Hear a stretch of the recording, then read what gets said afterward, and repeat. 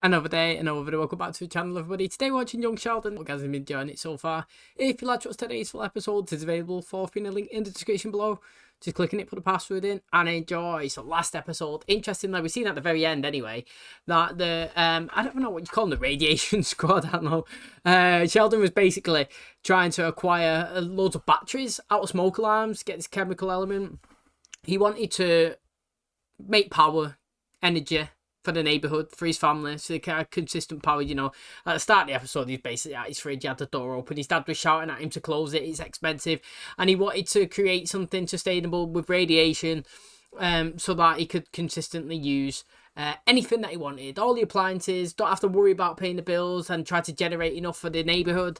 However, obviously, when he's calling into Professor Proton, Arthur Jeffries, you know what I mean, and giving him updates and stuff that he's doing, he got concerned and basically sent a big whole hazmat mask suit gang around to his house to go and grab him. Obviously, probably realised that's just a little boy sat in his garage trying to do a science experiment, basically. Another interesting thing is as well that Connie, you know, she was invited to a work event with John, and, you know, the people at the event didn't really believe John had a girlfriend at all. They thought he was always making it up. Now, this guy started actually hitting on Connie, and as she walked past, he grabbed her. That was enough for Dr. Sturgis, mate. You know, John wanted to square up to him. He was beefing, he was fuming. You know, Connie had to drag him away, and she was turned on by it as well. He was loving it. And that's the second time we've seen him stand up for her as well, so you got to say big respect to him. But it was an interesting and hectic episode. Hopefully today's is as good as well. Thanks for checking it out. Hopefully, guys, enjoy it. If you do, please smash the like, really helps out. Subscribe if you're new. And as always, let's jump into today's episode.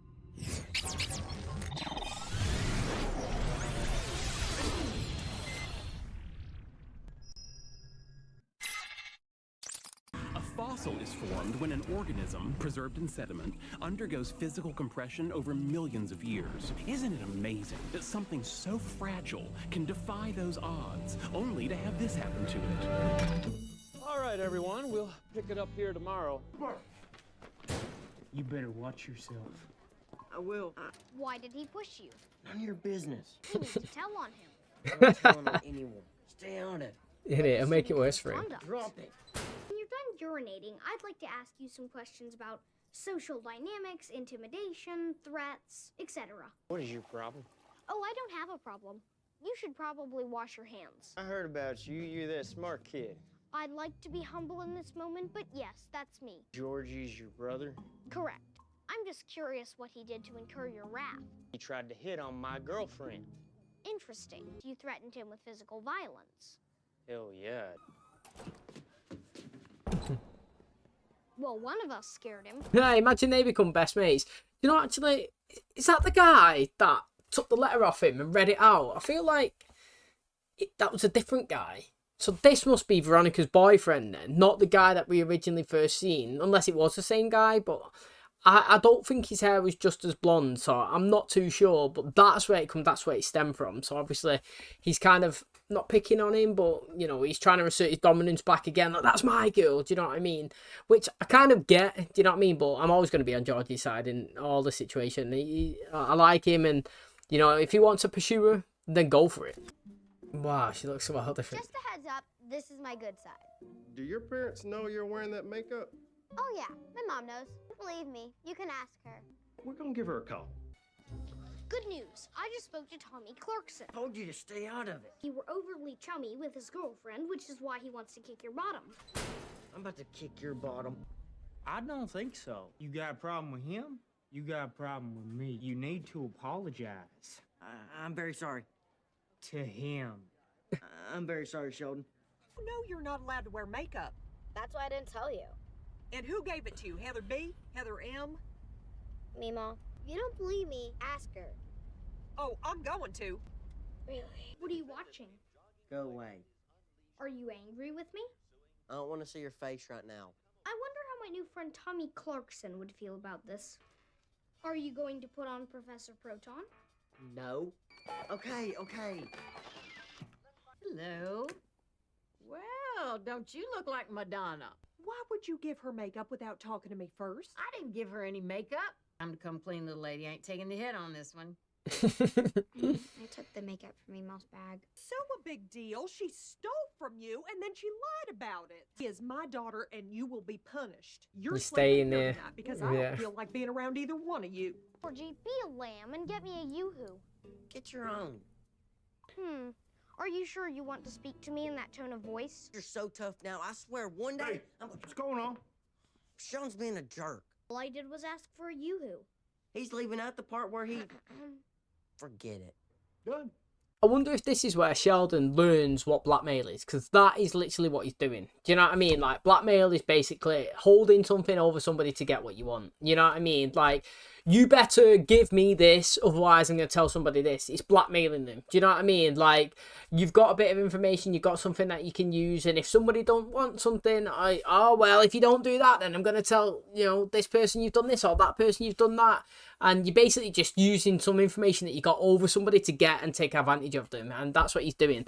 He probably doesn't know what that is, but he's probably going to learn it. You don't have a key to this house. How'd you get in? Can't tell you that. I might need to do it again. Go lighter on the blush. You'll end up looking like Raggedy Ann. She got Raggedy Andy looking like that. How old was Mom when you let her wear makeup? I don't know. I didn't really have rules like that. When she was a teenager, she was just wild. To wait until I went to sleep, and then she would sneak out and get into trouble with her friends. Is it fuming that? Everything okay? I'm getting tired of being the bad guy around here. Kids need boundaries. Today, Georgie and Sheldon were fighting. I totally took care of it. Really? What was going on? They, you know, boy stuff. That's my mom? Yep. The little queen of darkness. When did she stop being cool? Well, first of all, smoking is not cool. You do it? Yeah, well, next time I'm hocking up some black goo out of my lung, I'll call you over and you can see how cool it is. Things started to turn around for her when she gave birth to you. There was a point where the doctors didn't know if you were going to make it. And she made a promise to God that if you were okay, that she would start reading the Bible, going to church, that you are the reason she's such a good mom, which she is. So, you know, looking at that situation there, you know, I've said all the times, if obviously you've watched the channel and we're talking about the Christian or the religious situation, that, you know, personally I think that the best way of somebody becoming religious if they have a life experience that, like, it makes them fall into a faith. So whether I'm dying or I get clinically ill or my family does, or something happens in near-death experience and you turn to the Lord to, like, you know, improve your life and you go for it, that's where I personally think that that's the best way of finding faith, you know what I mean? And if that story is actually true, what she's saying, and the reason Mary is as hardcore as she is because when Missy was born, you know, they thought that she wasn't going to make it, and she prayed to the Lord, and she then ended up getting a strong, healthy baby girl. Do you know what I mean? Like, she's then gained faith. She's like, look, mate, I was down in the dumps. It looked like nothing was going to work. I prayed to God. It's worked. She's healthy. I'm going to follow this path. I'm going to bless my family, and I'm going to, you know, hopefully live a happy, strong life with protection of the Lord over my children. Do you know what I mean? Like, situations like that, I get it, and I can't really blame anybody, and it's probably a perfect example of how to find faith, whichever one you decide. But I think, personally, in my opinion, that's the best way to find it in situations like that. All right, get your butts out to the gym. Win sprints in 1 minute. Come on, Jason, I'm gonna be late. Poor baby. Excuse me. I'd like to ask you some questions about your use of intimidation to dominate others. You trying to get your ass kicked? No, I was just looking to open a spirited dialogue. And you might want to unhand me. I'm friends with Tommy Clarkson. I have some unfortunate news. What's that? I boasted to Jason Davies that you're my friend, and you're scheduled to fight him at 3 p.m. on the basketball court. What on earth did you say to Missy? Why, what'd she do now? Nothing. She was an angel. Just gave her a little life advice. You need to know you're doing a fantastic job with those kids. It's not a job that gets a lot of compliments. How many times do people say you're a good parent? None. How many times will people say you're a bad parent? You know, if you do something that people don't like, they'll say it. But it's the meaningful times. It's like in work, you know, you could do 100 things right, no compliment. One thing wrong, you notice it.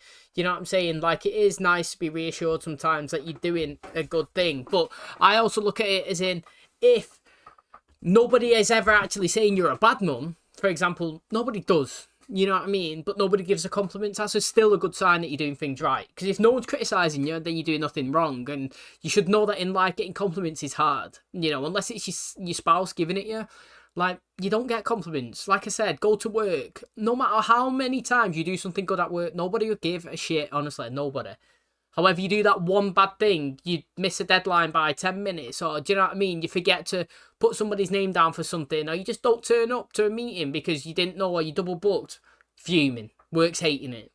But what about all that money that you made them? What about all those extra clients that you've got? Do you know what I mean? What about them extra hours that you put in to get that deadline done on another day? Do you know what I mean? Nobody thanks you for that. Everybody always remembers the negatives and not the positives. However, being a parent is obviously hard. You go through ups and downs and rounds and all these situations. And as long as nobody's ever consistently saying negative things about you, I would take it as a good sign that you're doing well.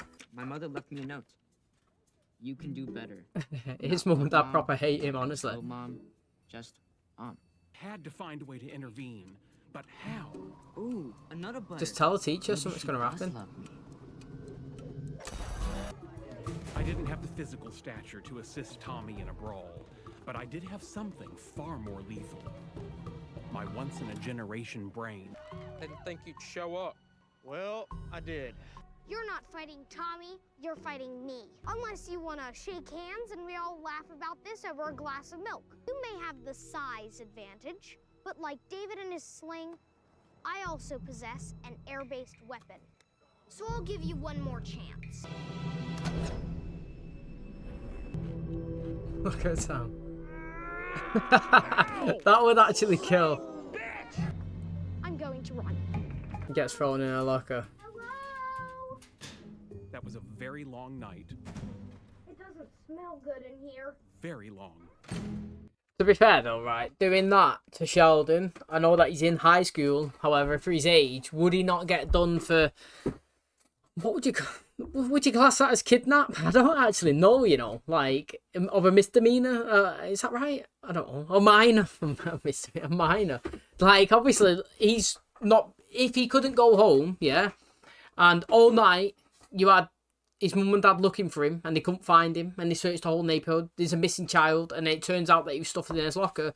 He's done that crime, technically. Do you know what I mean? So he should do the time. But, you know, that's deep into it. The fact is, Sheldon was willing to take the first shot, slingshotted a bit of rock right at his temple, mate, honestly.